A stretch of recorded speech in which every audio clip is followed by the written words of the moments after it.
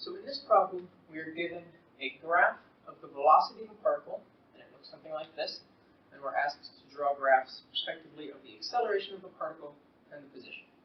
So first, we're going to start with acceleration. I'm going to add acceleration to this axis so that we can draw them all on the same axes. And so what we have to remember is that acceleration is just the derivative of velocity. So at every point, the acceleration is simply going to be the slope of this curve. Now the scale is going to be slightly off because this slope looks like it's perhaps 2 or 3, but I want to draw them all on the same graph so that it's a little bit easier for you to see.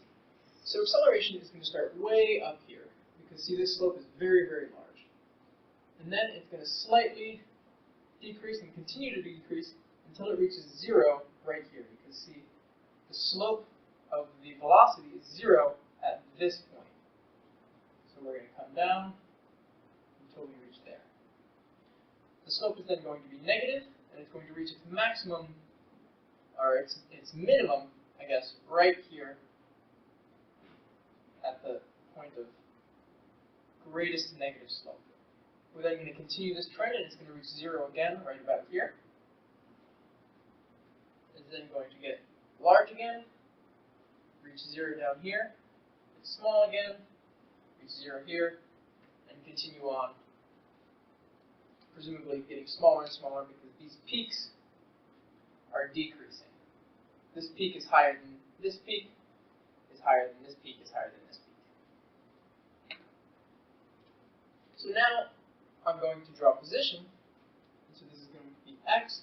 And position is a little bit more difficult because in a real calculus problem, if we were to do this, we would need an initial condition because remember, all integrals have that plus c term.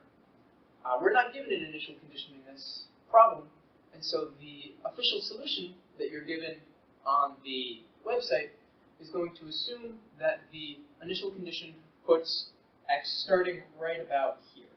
And what that means is that as x oscillates through this, moving forward and then moving backwards, it's going to be centered around the x-axis. What I'm actually going to, or the t-axis, I'm sorry.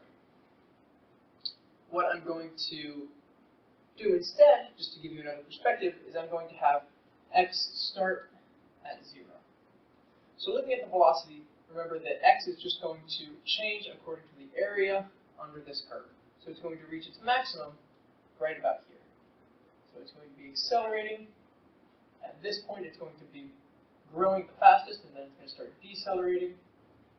And it's going to reach its maximum right about here. And I put the maximum at just a little bit over 0.7. Because see, the area under this curve is going to be about 1 times 0.7 times a little bit more than 1/2. Because this is slightly curved and bowed out, so it's slightly larger than a triangle. It's then going to start to decrease. The position is going to decrease now that the velocity is negative. And it's going to reach its maximum slope, or its minimum slope, right here.